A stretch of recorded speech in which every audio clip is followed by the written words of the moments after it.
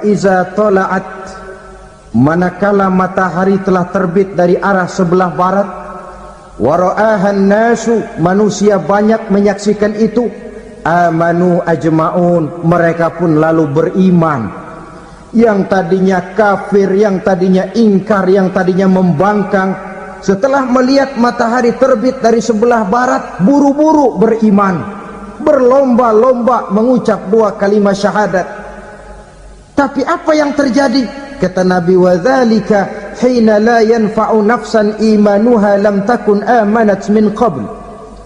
Hari itu adalah hari yang iman sudah tidak berguna lagi bagi seseorang apabila sebelumnya memang dia tidak pernah beriman. Au kasabat fi imaniha khaira, atau beriman tetapi tidak pernah melakukan kebajikan di dalam keimanannya itu. Hari yang sudah kasib, hari yang sudah terlambat, beriman tidak akan ada gunanya lagi.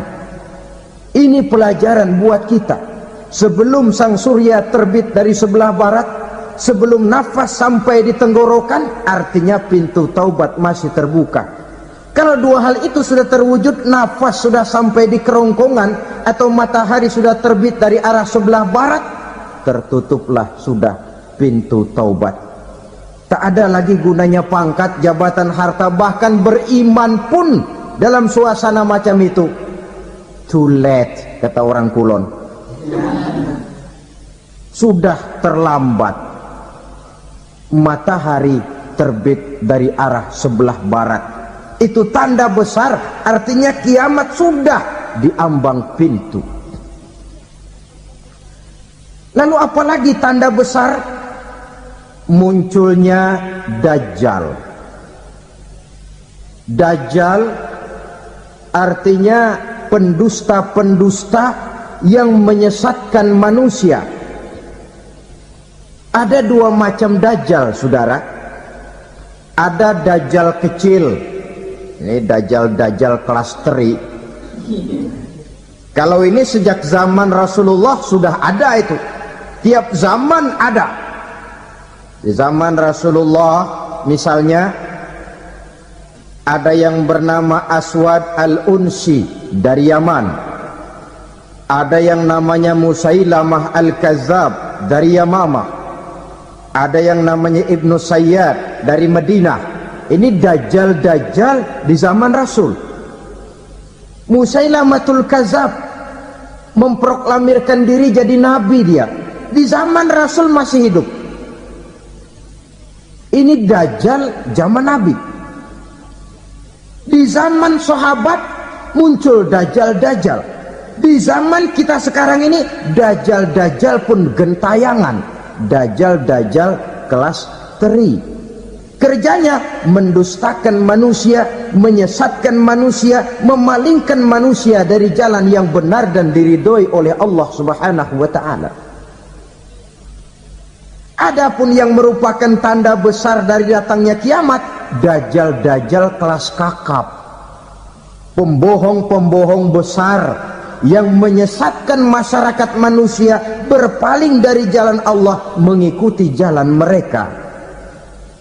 Apa sih ciri Dajjal itu? Kata Nabi dalam hadis Bukhari Muslim, inna Dajjala, sesungguhnya yang namanya Dajjal itu yakhruju, satu saat akan muncul mendekati hari kiamat, wa inna ma'ahu ma'an, si Dajjal ini membawa air, wa naran, dan juga membawa api. Dua simbol. Di tangan yang satu dia bawa air, di tangan yang satu dia bawa api. Wa ammal ladzi yarahu an-nasu ma'an fanarun, adapun yang orang banyak lihat air, hakikatnya adalah api. Yang dilihat api, hakikatnya adalah air. Oleh sebab itu, kalau api yang ditawarkan, ambillah air. Kalau air yang ditawarkan, pilihlah api. Maksudnya apa ini? Ini bahasa simbol, saudara-saudara. Dajjal bicaranya seolah-olah untuk kepentingan manusia. menawarkan surga. Surga yang dia tawarkan hakikatnya neraka. Hai manusia, kalau kau mau bahagia, jangan dekat-dekat dengan agama. Solat itu tidak efektif dan efisien, tidak produktif dari segi ekonomi itu. Menghadiri majelis taklim cuma buang-buang waktu. Tahajud, tasbih, tahlil, baca Quran, apa itu? Pekerjaan mubazir saja. Hidup ini cuma sekali, masa yang cuma sekali, manfaatkan dengan sebaik-baiknya. Mumpung, dibawanya sifat mumpung tetapi dalam pengertian yang sangat negatif. Bicaranya seolah-olah untuk kepentingan manusia, tetapi sebenarnya menjerumuskan manusia. Menawarkan air tapi sebenarnya api, menawarkan api tapi hakikatnya air. Buat apa kamu sholat? Buat apa kamu bayar zakat? Buat apa kamu puasa? Surga yang dicanangkan Dajjal hakikatnya neraka. Neraka yang digambarkan Dajjal pada dasarnya adalah surga. Jadi memutarbalikkan fakta itu kerjaan Dajjal. Yang hak jadi batil, yang batil dibilang hak, yang benar jadi salah, yang salah malah jadi benar. Tuntunan disuruh jadi tontonan, tontonan malah menjadi tuntunan. Itu pekerjaan Dajjal profesinya. Zamannya Nabi Adam, Dajjalnya kan iblis. Betul? Betul. Apa sih gang kerayuan iblis itu? Allah setelah menciptakan Nabi Adam kan bilang, Adam, kau dan istrimu Hawa tinggal di surga ini. Seluruh fasilitas yang ada di surga persilahkan kau nikmati. Satu yang tidak boleh, jangan coba-coba dekati pohon khuldi. Dekat saja jangan, apalagi sampai memetiknya. Datang Dajjal yang namanya iblis ini. Adam, kamu tahu nggak kenapa tidak boleh makan buah khuldi? Ya nggak tahu, pokoknya saya dilarang. Bodoh kamu Dam. Khuldun artinya kekal. Kalau kamu makan itu buah, kau akan kekal di surga buat selamanya. Allah tidak kepengen, maka dilarang kamu makan buah khuldi. Kalau kau ingin kekal di surga Adam, makan saja. Saya bicara begini ini untuk kepentingan kamu Adam. Ini kan ciri-ciri Dajjal.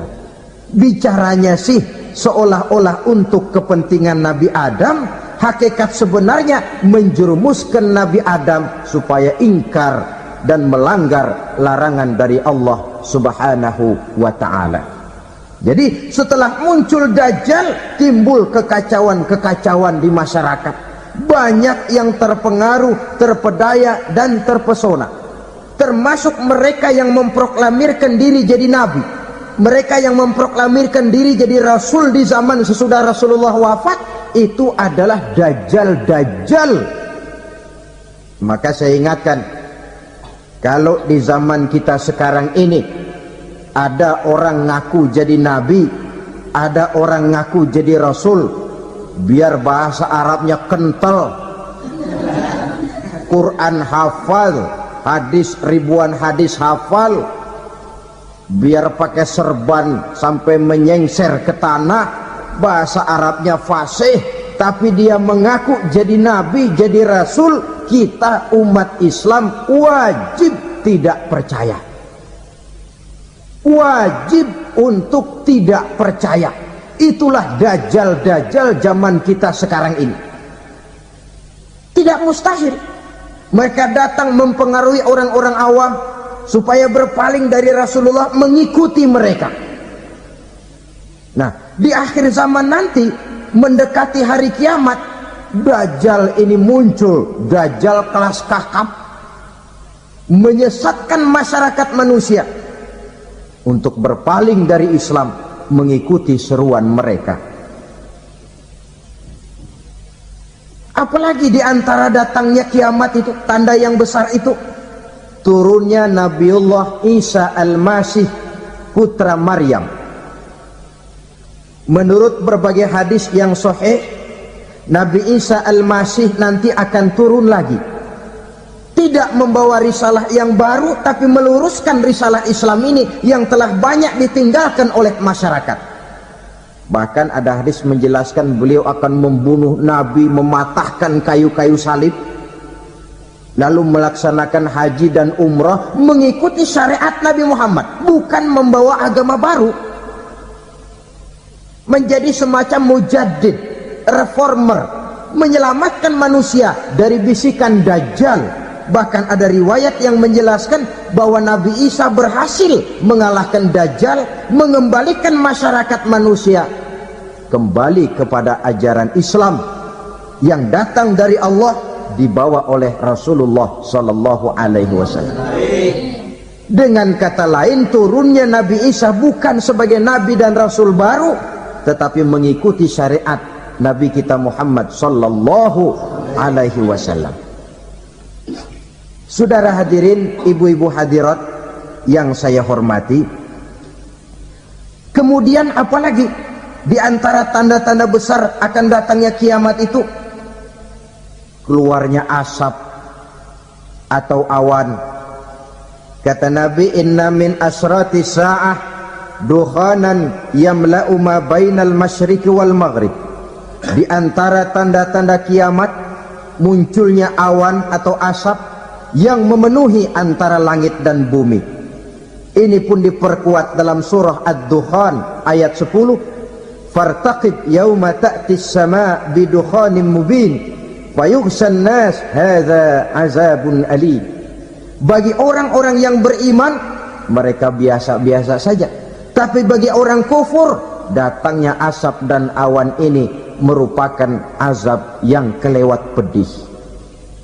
Barangkali sedikit mendekati gambaran tentang azab yang pedih ini, saya ingatkan alam pikiran kita kepada peristiwa yang belum lama terjadi.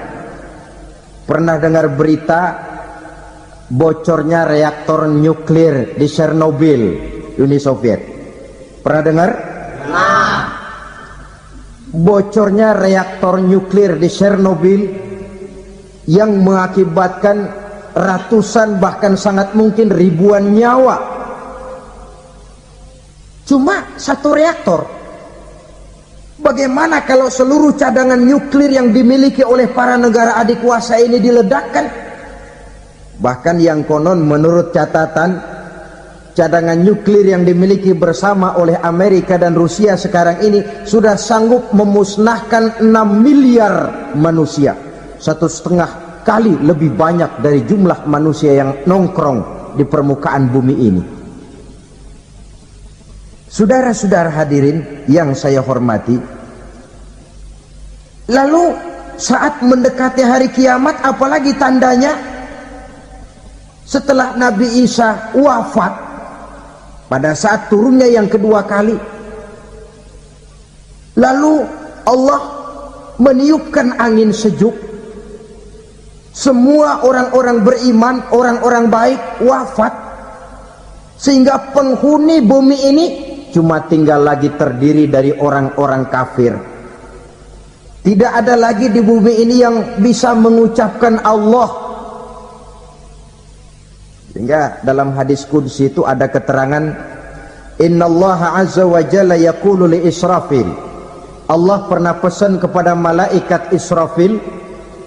Kata Allah, Israfil, iza sami'ta qailan yaqul Allah Allah fa akhirin nafakh 40 sanatan ikraman liqailiha. Hai Israfil, apabila kau dengar di permukaan bumi masih banyak orang yang mengucapkan Allah Allah, maka tunda sangkakala kiamat itu 40 tahun. Untuk apa? Ikraman liqailiha, menghormati orang yang mengucapkan Allah Allah itu. Wah, jadi karena sekarang masih banyak yang mengucapkan Allah, besar hatilah kita, masih jauh kiamat itu. Tapi jangan lupa, kiamat pribadi, kiamat kecil itu yang gak kita sangka-sangka. Ajal datang mencabut nyawa, itu kiamat pribadi. Dan itu yang pasti kita hadapi, dan itu yang membuat kita tidak boleh bersikap main-main di dalam kehidupan sekarang ini.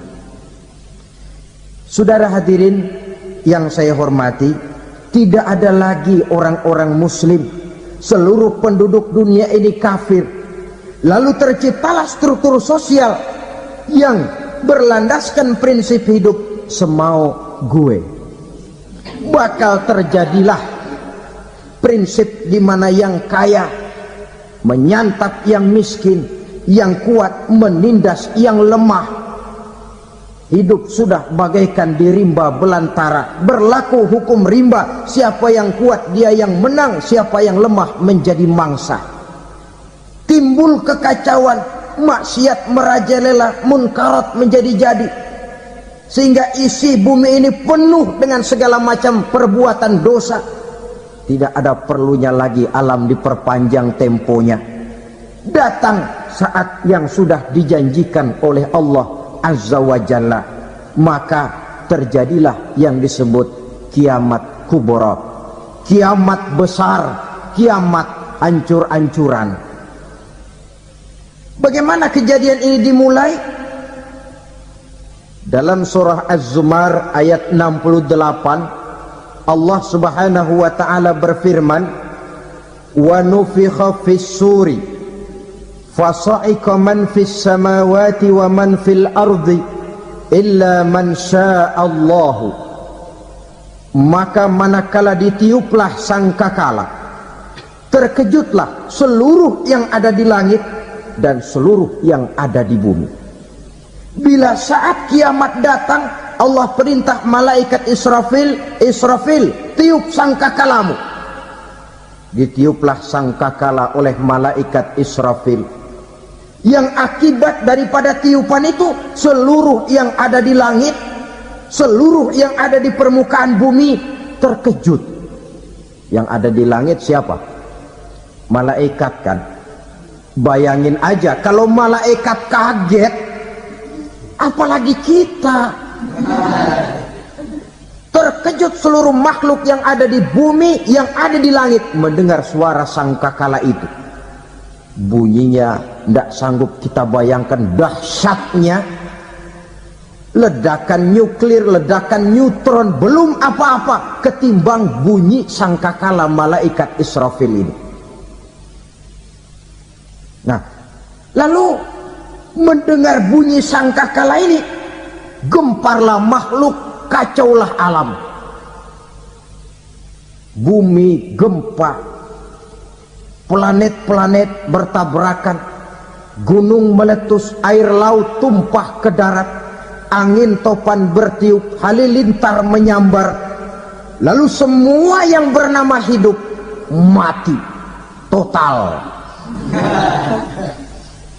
Mati bareng tanpa persiapan.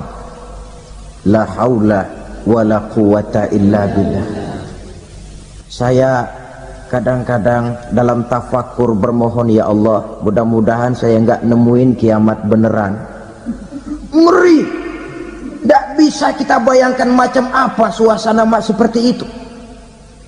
Allah saja banyak memberikan gambaran, misalnya Al-Qari'ah, wa mal qari'ah, wa ma adraka mal qari'ah.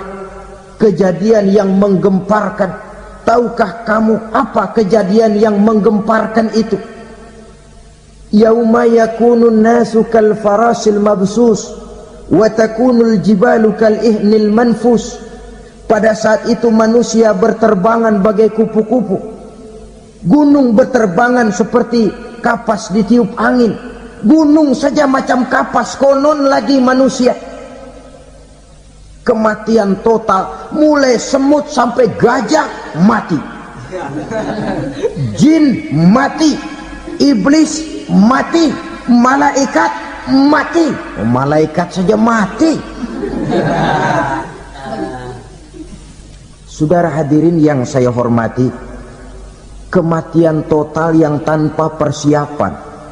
Orang bilang, Pak, kalau mati bareng begitu yang repot malaikat maut dong ya.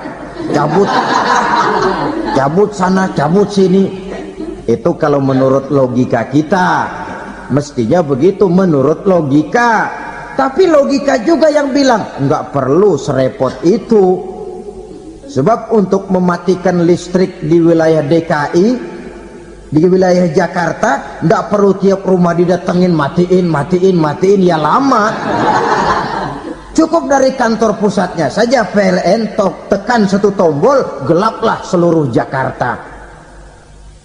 Saudara hadirin yang saya hormati, kematian total. Lalu setelah kematian total, planet-planet juga mati, dalam arti tidak bergerak dan beredar. Angin mati, dalam arti tidak bertiup. Air mati, dalam arti tidak ada riak gelombang. Pokoknya semua mati. Kullu nafsin za'iqatul maut, semua yang bernafas mati. Dalam ayat lain, kullu man 'alaiha fan, semua yang ada di permukaan bumi fana, yang kekal cuma Allah Subhanahu wa ta'ala. Yang paling belakang mati malaikat maut dan malaikat Israfil, tapi mati juga sesuai dengan janji Allah. Menurut hadis Bukhari Muslim dari Abi Hurairah, masa tenggang waktu antara kematian total pada tiupan sangkakala pertama dengan proses kebangkitan pada tiupan sangkakala kedua 40 lamanya. Tidak dijelaskan oleh Abi Hurairah 40 jam, apa 40 hari, apa 40 tahun. Hadis-hadis cuma menyebutkan 40 saja. Sunyi alam, yang tinggal cuma Allah saja lagi. Ketika itu Allah berseru-seru, katanya, limanil mulkul yauma, siapa para penguasa hari ini? Mana itu raja-raja dan penguasa yang dulu mengaku jadi Tuhan? Fir'aun, mana Fir'aun sekarang? Yang dulu jadi raja, merasa berhasil, sombong, lalu tidak mau turun-turun dari kekuasaannya, sampai kepada puncak kekurang ajarannya mengangkat diri jadi Tuhan. Mana itu Fir'aun? Namrus, mana sekarang Namrus? La ilaha illa ana, ternyata tidak ada Tuhan lain selain daripada aku, kata Allah. Proses kemudian, saudara-saudara, turunlah hujan dari langit. 40 lamanya hujan itu, tidak jelas juga 40 jam apa 40 hari. Setelah air turun membasahi, datanglah tiupan sangkakala yang kedua. Semua yang bernama mati bangkit dari kuburnya masing-masing. Ini yang disebut Yaumul Ba'thi, hari kebangkitan. Allahu Akbar. Pada saat kita bangkit dari kubur kita masing-masing, kumpul di padang mahsyar namanya. Bayangin aja, saya sendiri nggak sanggup bayangin. Manusia sejak zaman Adam sampai zaman kiamat kumpul bareng di tempat sama. Berapa banyaknya itu? Dan yang luar biasa, menurut satu riwayat, pada saat bangkit itu, Masya Allah, roman muka kita berubah, disesuaikan dengan amalan kita waktu di dunia ini. Barang siapa yang waktu di dunia amalannya itu amalan tikus, di akhirat nanti dia bangkit dari kubur, mukanya seperti muka tikus. Gagah betul badannya, tapi mukanya seperti tikus. Kenapa? Amalannya waktu di dunia seperti amalan tikus. Apa amalan tikus itu? Suka ngegeragoti barang yang sudah disimpan rapi-rapi. Orang sudah simpan uang rapi-rapi, simpan perhiasan rapi-rapi, digeragoti oleh tikus. Maling-maling, pencoleng-pencoleng, koruptor-koruptor, Itu nanti di akhirat nanti kita lihat mukanya seperti muka tikus. Oh ini waktu di dunia suka nyolong, mukanya seperti muka tikus. Barang siapa yang waktu di dunia ini amalannya itu amalan macan, dia akan bangkit nanti mukanya seperti muka macan. Apa amalan macan? Macan itu amalannya menang-menangan. Orang yang mau menang saja nggak mau mengalah. Coba lihat di hutan, kenal hutan nggak? Di hutan, raja hutan di mana-mana pasti macan, betul kan? Betul. Padahal hutan belum pernah bikin pemilihan umum. Tapi macan tidak peduli ada pemilihan umum apa tidak, pokok saya raja. Sebab apa? Macan jadi raja itu bukan karena benar, tapi karena kuat jadi raja. Setelah dia jadi raja, rakyat hutan yang mesti dilindungi malah dimakan oleh raja macan. Kambing rakyat hutan dimakan oleh macan.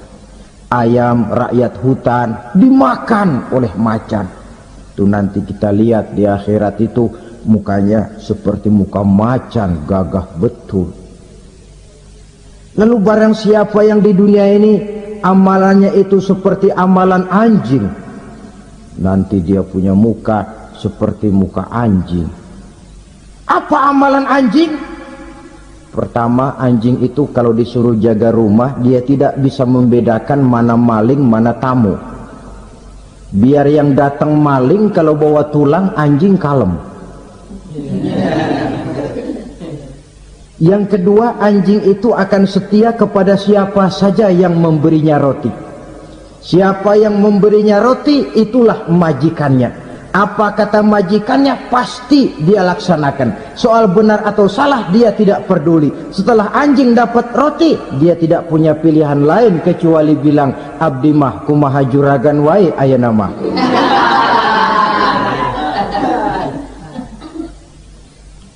Saudara hadirin yang saya hormati,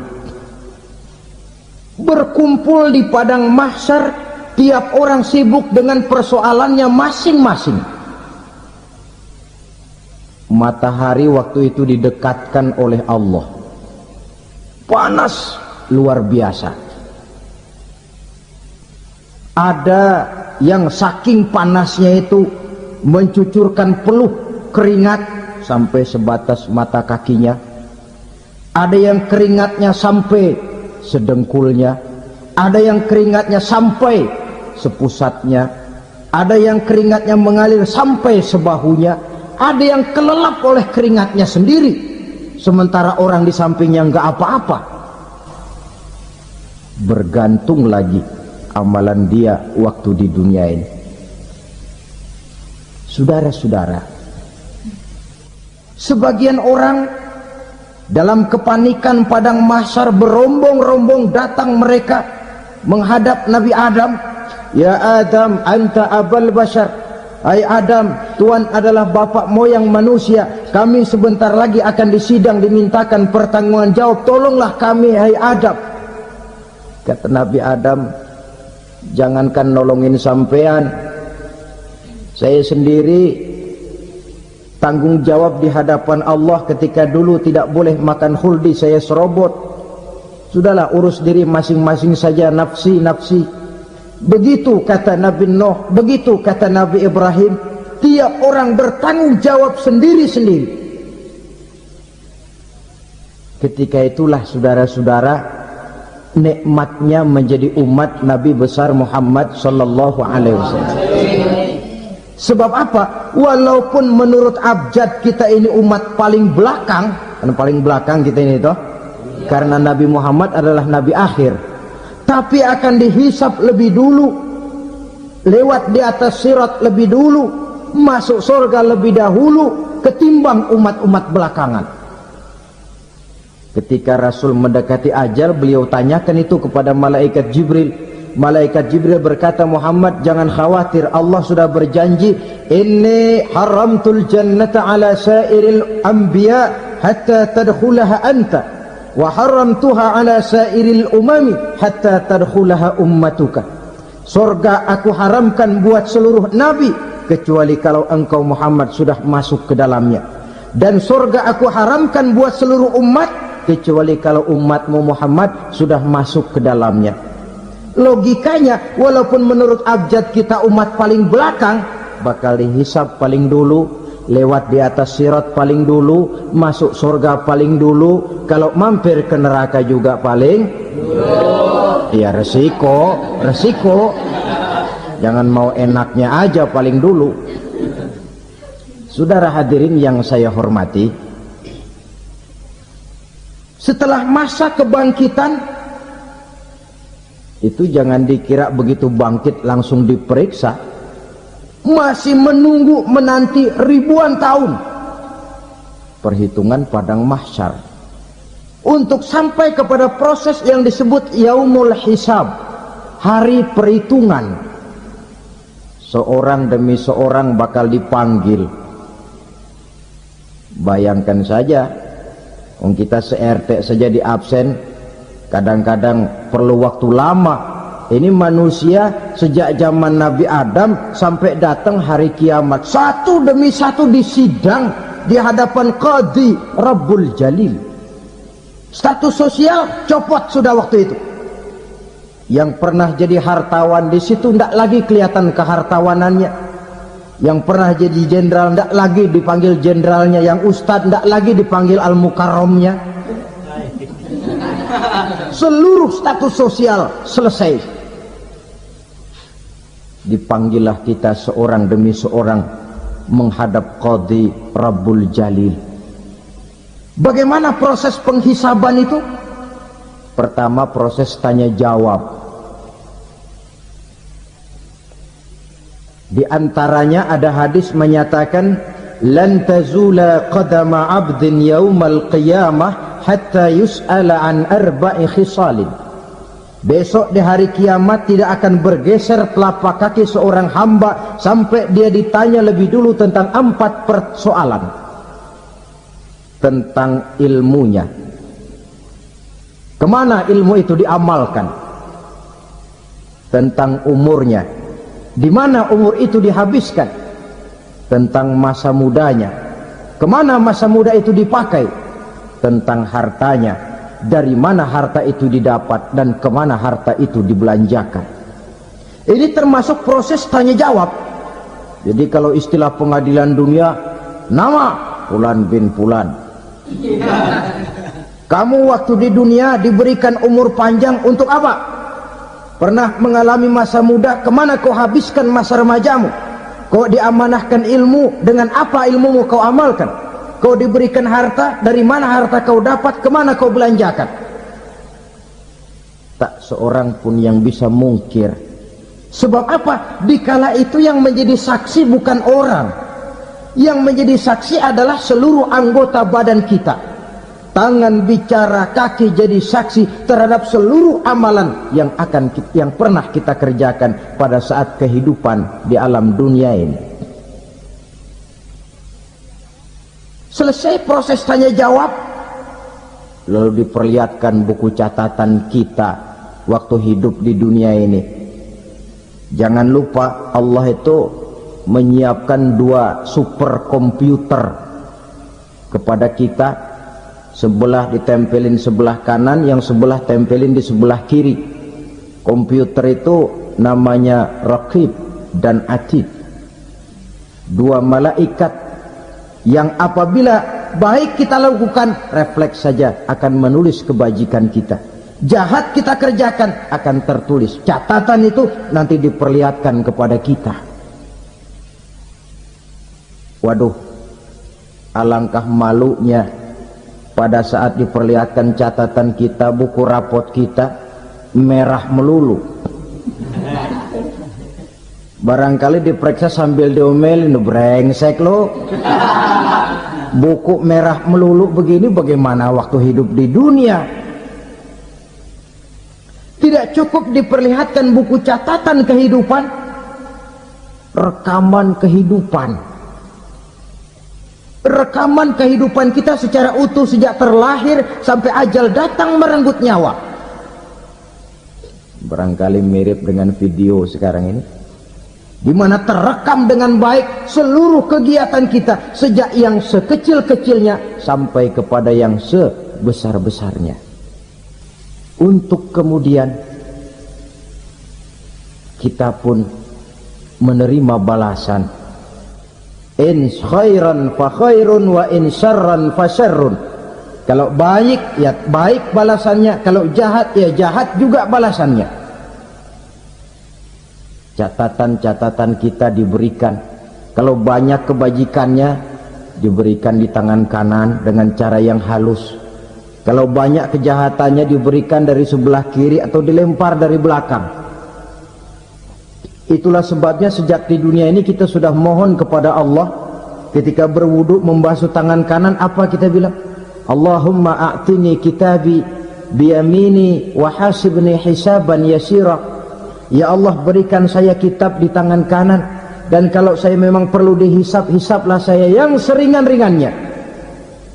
Tangan kiri berlindung kita kepada Allah, jangan sampai diberikan kitab di tangan kiri atau dari arah sebelah belakang. Wa a'udzubika an tu'tiya kitabi bishimali aw min wara'i zuhri, dari arah sebelah belakang. Na'udzubillah min dzalik. Setelah selesai lewat proses penghisaban, lewat mizan, timbangan, maka yang sudah selesai dihisab itu bergeraklah menuju sirat, jembatan yang terbentang menuju surga melalui neraka. Saudara-saudara, panjangnya perjalanan sirat itu memakan waktu ratusan tahun. Tetapi orang yang lewat di atas sirat pun macam-macam, bergantung amalannya ketika di dunia ini. Ada yang lewat di atas sirat itu kal barqil khatib, seperti kilat yang menyambar, lep, sudah sampai dia di surga. Cepat bukan main. Ada yang lewat di atas sirat itu seperti orang lari-lari. Ada yang lewat di atas sirat itu seperti orang jalan biasa. Ada yang sambil merangkak, ada yang sambil ngesor, ada yang sambil gelayutan. Ada yang selamat sampai ke ujung, ke surga. Ada yang tergelincir jatuh masuk ke dalam neraka, bergantung amalannya dalam kehidupan di dunia sekarang ini. Tiap kita akan melewati yang namanya sirat ini. Saudara-saudara kaum muslimin yang saya hormati, dengan demikian mereka yang selamat melalui sirat sampai ke terminal akhir surga, mereka yang ketika dihisab ternyata banyak kejahatannya daripada kebaikannya, mereka singgah di dalam neraka. Nah, adapun orang-orang yang beriman menurut ayat Quran dan hadis Nabi itu nanti ada bermacam-macam. Ada orang beriman itu yang dimasukkan surga. Ada orang beriman itu yang dimasukkan ke dalam surga. Ada orang beriman itu yang disebut penduduk surga. Kenapa lain-lain, Pak? Karena waktu di dunia amalannya juga lain-lain. Ada orang beriman yang masuk surga. Ini paling murah tiketnya. Mau masuk surga? Kata Nabi begini, ma min abdin qala la ilaha illallah thumma mata ala dhalik illa dakhalal jannah. Kalau seorang hamba sudah mengucap dua kalimat syahadat, dia yakin dengan kebenaran kalimat itu sampai matinya, orang itu akan masuk surga. Abi Dzar yang waktu itu diajak bicara heran, ya Rasul kok gampang betul? Iya, walaupun orang itu mencuri, iya, walaupun orang itu berzina, iya, Biar dia mencuri, biar dia berzina, kalau dia sudah mengucap 2 kalimat syahadat, dia yakin dengan kebenaran kalimat itu sampai matinya, itu orang akan masuk surga. Jadi masuk surga cukup 2 kalimat syahadat, yakin sampai mati, masuk surga. Itu perkara masuk. Tapi kalau pertanyaannya diterusin, masuknya kapan Pak? Nah, ini lain lagi urusannya. Sebab ada yang masuknya itu langsung, ada yang mampir dulu. Di sana tempat cuma 2, kalau tidak surga, neraka. Mau ke surga tapi mampir dulu, yang mampirnya jelas di neraka. Kenapa? Dalam hadis qudsi ada riwayat, nanti itu di akhirat, setelah Allah selesai mengatur penduduk surga masuk surga, yang neraka masuk neraka, Allah berkata kepada malaikat Malik, malaikat Malik, labaik ya Allah, itu bajingan-bajingan tengik, manusia-manusia durjana yang waktu di dunia tidak mau sujud, jauh dari ulama, gemar melakukan yang munkarat dan maksiat, hidup di tengah masyarakat selalu jadi bibit keonaran, kufur, sudah masuk neraka semua. Sudah ya Allah. Nah, kalau sudah, coba sekarang kamu masuk Malik. Saya, iya, masuk neraka. Mau apa ya Allah? Kata Allah, akhriju minan nar man kana fi qalbihi misqala habatin min khardalin min iman. Kau masuk neraka, cari di dalam neraka orang-orang yang ada imannya walaupun kecil sebesar biji zarah, angkat mereka keluar. Masuk malaikat Malik ke neraka, cari orang yang ada imannya, korek-korek. Ya repot, udah pada gosong.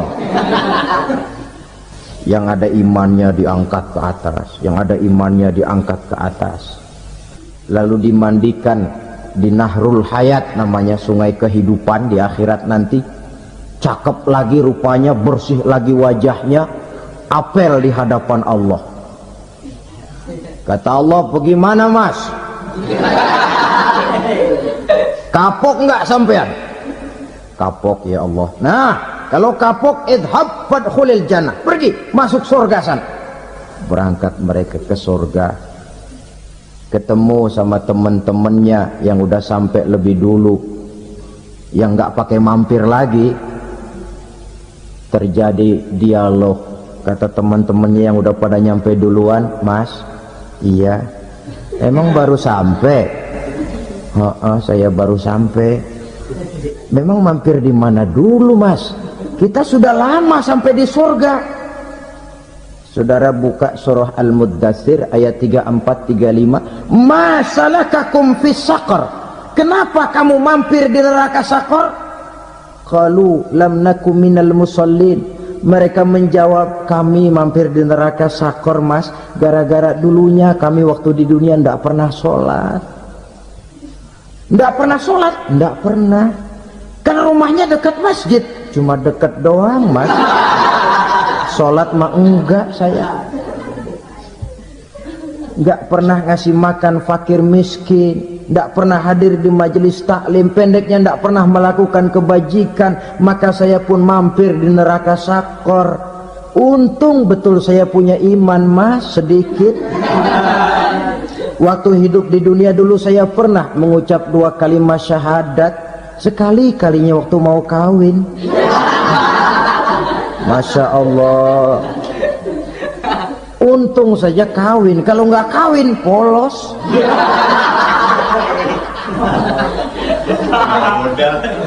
Itu juga pengulu sudah setengah mati ngajarin. Asyhadu alla, asyaduaan, asyaduaan.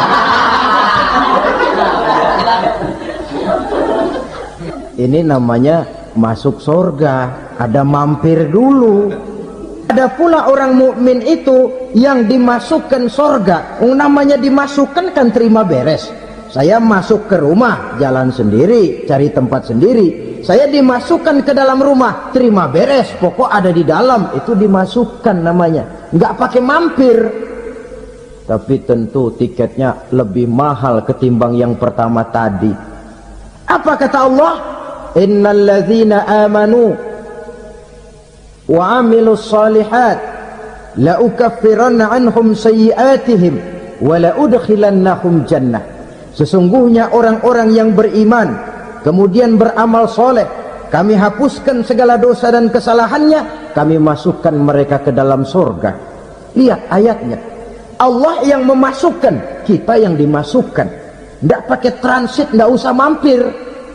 Cuma tidak cukup syahadat, tidak cukup amanu, tapi diiringi dengan wa amilus sholih. Iman, amal. Tidak cukup syahadat, lalu dibuktikan dia sholat, dia zakat, puasa, lalu dia melakukan berbagai macam kebajikan. Ini yang menyebabkan dia tidak pakai mampir di tempat yang bernama sakor. Lalu ada pula orang mukmin itu yang disebut penduduk sorga. Wah, ini sudah VIP ini. Ashabul jannah, penduduk sorga. Siapa mereka? Kata Allah, innal ladzina amanu summa istaqamu fala khaufun alaihim wala hum yahzanun ulaika ashabul jannah hum fiha khalidun. Sesungguhnya orang-orang yang beriman lalu istiqamah, tetap dalam melaksanakan perintah Allah, tidak goyah, tidak labil tapi stabil, istiqamah, mereka tidak takut dan tidak bersedih hati. Merekalah penduduk sorga. Iman, istiqamah. Tidak punya duit, sembahyang. Banyak duit, sembahyang. Miskin, sembahyang. Kaya, tetap sembahyang. Istiqamah. Kadang orang kalau susah rajin ke masjid, banyak duitnya ngelihat masjid melengos. Itu yang dibilang waktu miskin hamba Allah, setelah kaya jadi hamba harta. Bergeser, tidak ada nilai istiqomahnya. Saudara-saudara, dengan begitu penduduk neraka itu dua. Ada penduduk permanen, ada penduduk yang semi permanen. Yang semi permanen orang-orang beriman yang mempunyai dosa besar. Mereka masuk ke neraka untuk menerima azab sesuai dengan dosanya. Bila selesai masa azab itu, mereka akan diangkat untuk ditempatkan kembali ke dalam surganya Allah Subhanahu wa ta'ala. Nah, dikala itulah saudara-saudara, ada yang disebut syafaat dari Rasulullah Sallallahu Alaihi Wasallam. Tapi tentu jangan lupa, syafaat ini ibarat kain menambal dia. Kita punya kain bolong-bolong sedikit, syafaat yang menambal. Solat kita ada kurang dikit, sedekah kita ada campur riak dikit, amalan kita ada tidak karena Allah dikit, kita berharap syafaat. Jadi biarlah kain masih bolong-bolong, yang penting punya kain. Tapi kalau kainnya tidak ada, yang ditambal apanya? Sholat tidak, puasa tidak, zakat tidak, berharap syafaat saja, ya, terlalu berlebihan itu. Saudara hadirin yang saya hormati, apabila selesai proses penghisaban, proses penghitungan, maka dikala itulah manusia terbagi dalam dua kelompok besar. Fariqun fil jannah wa fariqun fis sa'ir. Sekelompok orang-orang beruntung yang masuk ke dalam surga, dan sekelompok lagi masuk ke dalam neraka. Kalau kita mengaku dan memproklamirkan diri sebagai umat Nabi Muhammad, sebagai pengikut beliau, apa sih identitasnya, ciri-cirinya? Inilah yang akan kita bicarakan pada kesempatan ini, bersumber dari surah Al-Fatah ayat 29. Allah Subhanahu wa ta'ala menjelaskan Muhammadur Rasulullah, bahwa Nabi Muhammad itu adalah utusan Allah, pesuruh Allah. Walladzina ma'ahu, dan orang-orang yang bersamanya, orang yang mengikuti ajarannya, para sahabatnya, kita ini para pengikutnya, mempunyai ciri atau identitas. Dalam ayat ini ada 5 ciri yang dijelaskan. Pertama, asyidda'u 'alal kuffar. Pengikut Nabi Muhammad bersikap tegas kepada orang-orang kafir. Apa artinya tegas di sini? Saudara-saudara, tegas di sini artinya bukan main marah-marahan, tidak ngajak berkelahi, bukan juga menantang perang. Tegas di sini artinya mempunyai prinsip, mempunyai garis yang nyata di dalam keyakinan beragama. Garisnya apa? Tidak lain, lakum dinukum waliyadin. Bagi Tuhan agama Tuhan, bagi kami agama kami. Silahkan Tuhan melaksanakan agama Tuhan, kami akan melaksanakan agama kami. Kami menghormati Tuhan, Tuhan pun menghormati kami. Tetapi soal agama tidak usah dicampur adukkan. Identitas semacam ini perlu kita tegakkan kembali. Sebab apa? Sebab di zaman sekarang orang mulai mengaburkan nilai-nilai kebenaran dari agama, yang pada akhirnya menanamkan sikap ngambang terhadap agama. Misalnya kita ini dibuai dengan kalimat yang kelihatannya bagus tapi sebenarnya mengandung racun. Kata orang, jangan fanatik, semua agama kan bagus, semua agama benar, semua agama thayyib. Terus terang saja, saya bukan tidak setuju dengan kalimat itu. Saya beranggapan kalimat itu belum sempurna. Semua agama benar, jangan titik di situ, itu baru sekedar koma. Semua agama benar, koma, bagi penganutnya masing-masing, titik. Semua agama baik, koma, bagi penganutnya masing-masing, titik. Bagi kita yang muslim, yang benar Islam. Dan seorang muslim yang berani membenarkan semua agama, seorang muslim yang berani berkata semua agama benar, sekurang-kurangnya munafik kalau tidak menjadi murtad. Wah Pak, itu namanya fanatik dong. Betul. Yang tidak boleh kan fanatik kepada suku, yang tidak boleh kan fanatik kepada guru, tapi fanatik kepada agama dalam arti berpegang teguh kepada agama merupakan bagian daripada kehidupan beragama.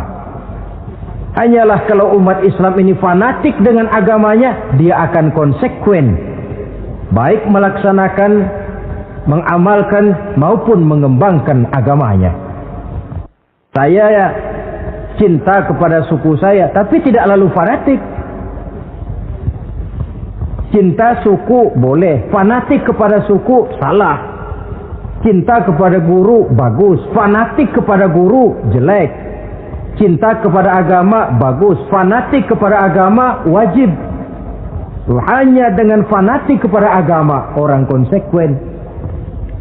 Yang jelek itu kan kalau sudah fanatisme kesukuan. Contoh, misalnya mentang-mentang orang Sunda, lalu ngomong saya ogah dengerin ceramah. Kenapa? Ustadznya bukan orang Sunda sih.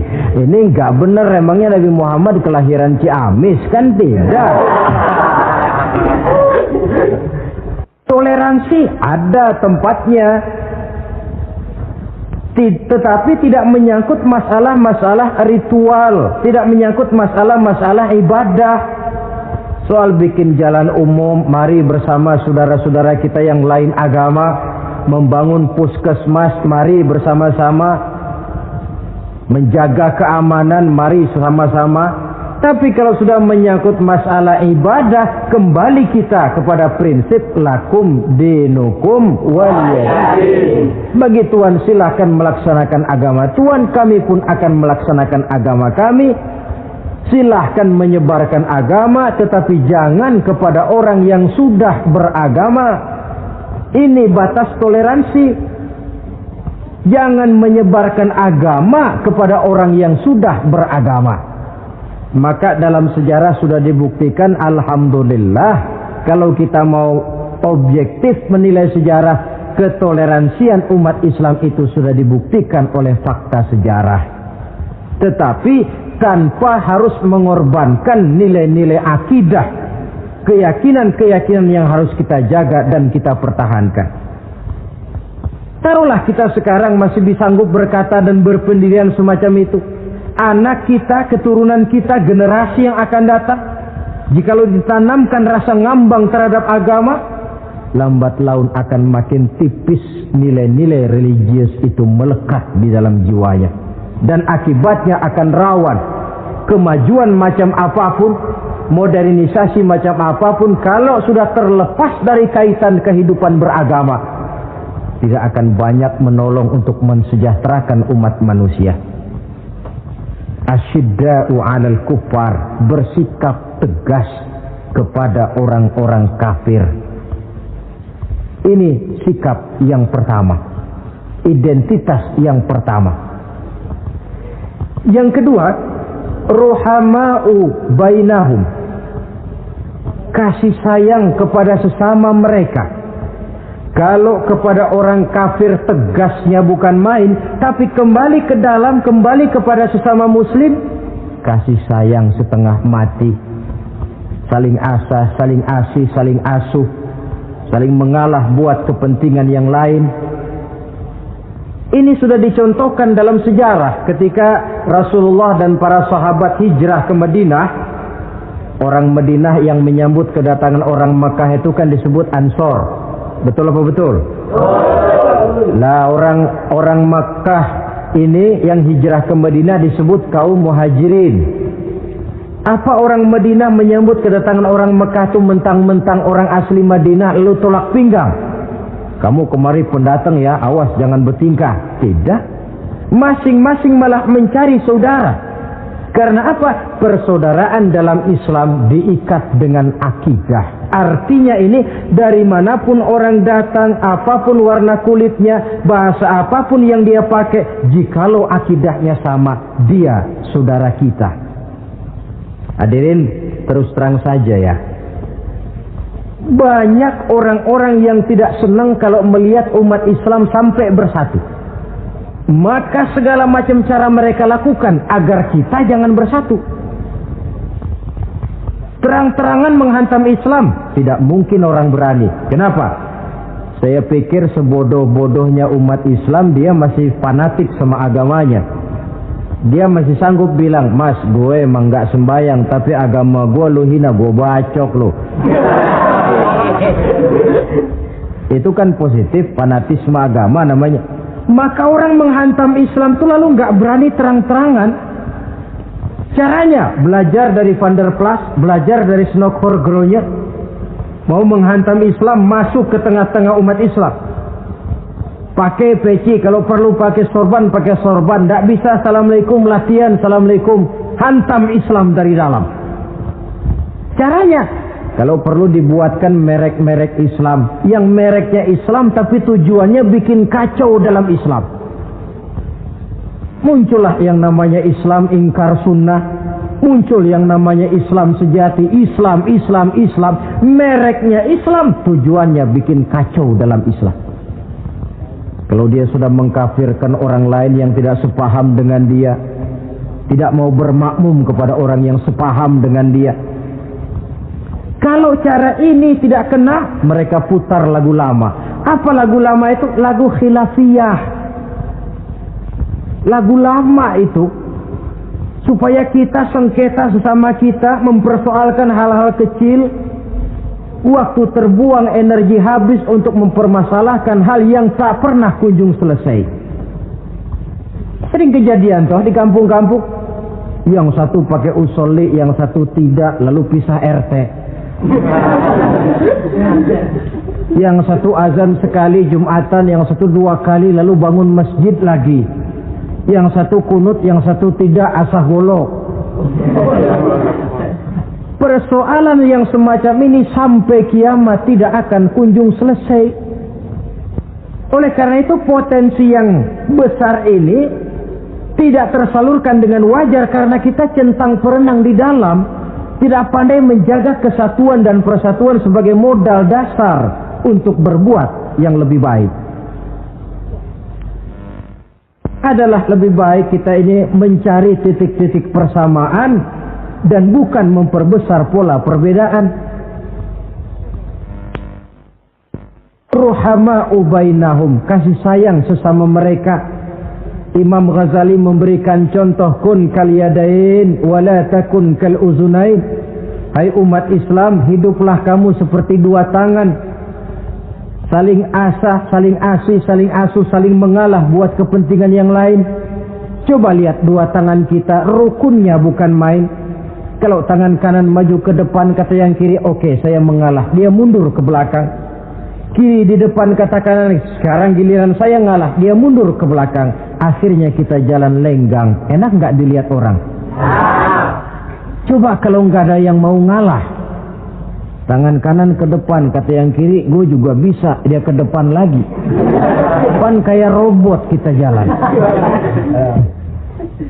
Lalu mekanisme kerjanya, tangan kanan kerjanya bagus-bagus toh. Salaman tangan kanan, tanda tangan tangan kanan, hitung duit tangan kanan, ambil kue tangan kanan. Kiri nggak pernah protes, tahu posisi. Memang tugas saya bidang pembersihan, ya pembersihan saja dilakoni. Artinya apa ini? Yang satu dengan yang lain saling memperkuat walaupun komposisinya berbeda. Dicontohkan dalam perjalanan kehidupan sahabat Nabi. Sahabat Nabi yang paling terkenal itu 4 orang. Sayyidina Abu Bakar, Sayyidina Umar bin Khattab, Sayyidina Utsman bin Affan, Sayyidina Ali bin Abi Thalib. 4 sahabat ini kalau kita lihat komposisinya, keahliannya lain-lain. Coba, ada Sayyidina Abu Bakar, ini sahabat merangkap mertua. Kalau bahasa sekarang, Abu Bakar ini disebut kiai diplomat. Kiai karena beliau orang alim, diplomat karena pandai bersiasat, ahli politik. Kemampuan berpolitiknya digunakan buat kepentingan agama. Sebab siapapun yang berpolitik untuk kepentingan agama, tentu kita doakan. Tetapi siapapun yang jual agama untuk kepentingan politik, kita juga berdoa. Cuma tentu doanya lain dengan yang berpolitik buat agama tadi. Saudara hadirin yang saya hormati, ada Umar bin Khattab. Ini kalau bahasa sekarang disebut imam jenderal ini. Imam tapi jenderal, jenderal tapi imam. Kenapa imam? Karena dia mampu memimpin jamaah di masjid. Kenapa jenderal? Karena dia sanggup memimpin tentara di medan perang. Kegagahannya, keberaniannya, keperkasaannya digunakan membantu perjuangan Rasul. Ada Utsman bin Affan, santri ekonom. Kenapa santri? Karena dia orang kaya. Kenapa ekonom? Karena dia pengusaha bergerak di bidang bisnis. Keuntungan usahanya untuk membantu perjuangan Rasul. Ada Ali bin Abi Thalib, tokoh muda tapi intelek. Masih muda tapi rela mengorbankan nyawa demi keselamatan Rasul di malam hijrahnya. Alangkah nikmatnya umat Islam ini kalau punya kiai diplomat, imam jenderal, santri ekonom, pemuda intelek yang masing-masing bekerja sama menunjang untuk kepentingan agama. Ruhama'u bainahum, kasih sayang di antara sesama mereka. Mobil, kenal mobil nggak? Mobil itu baru bisa jalan dengan baik kalau seluruh onderdilnya kompak. Kalau yang satu sudah merasa dirinya lebih penting dari yang lain, alamat mobil udah deket mogok. Misalnya yang jadi bensin nyombong, kalau nggak lantaran saya nggak bakalan jalan nih mobil. Bannya denger, sombong. Kata ban, sombong kamu bensin. Apa kamu kira kamu saja yang penting? Saya tersinggung, kata ban, lalu kempes. Kira-kira kalau ban kempes jalan nggak mobil? Begitulah umat ini. Kayak satu bangunan, ada yang jadi jendela, pintu, tiang, genteng dan sebagainya. Tetapi satu sama lain hendaknya saling memperkuat. Kalau tidak, kita ini pernah diramalkan oleh Nabi, yushiku an tada'a alaikumul umam kama tada'al akalatu ala qas'atiha. Satu saat akan datang di tengah-tengah kamu di mana keadaanmu waktu itu seperti makanan di meja makan. Coba bayangkan, menurut Rasul satu saat kondisi umat Islam akan seperti makanan di atas meja. Yang barat mau makan, yang timur mau santap, yang selatan mau ganyang, yang utara mau injak-injak. Satu saat kondisi umat Islam akan seperti itu. Heran sahabat, ya Rasulullah, kok kita bisa dikepung begitu rupa? Iya. Apa pada waktu itu jumlah kami sedikit ya Rasulullah? Tidak, kata Rasul. Bal antum yawma idzin katsir. Jumlahmu pada waktu itu banyak, besar, kamu mayoritas. Cuma sayang, kata Nabi, walakinnakum ghusaa'un ka ghusaa'is sail. Tetapi keadaanmu waktu itu seperti busa di lautan. Banyak tapi centang perenang. Banyak tapi tidak punya daya dan kekuatan. Dipermainkan gelombang lautan, dihempaskan ke tepian pantai tanpa punya makna dan arti. Mayoritas tapi nasibnya ironi. Lantaran apa ini? Kita tidak pandai menjaga kesatuan dan persatuan. Prinsip ruhama'u bainahum, kasih sayang di antara sesama mereka, belum bisa kita wujudkan.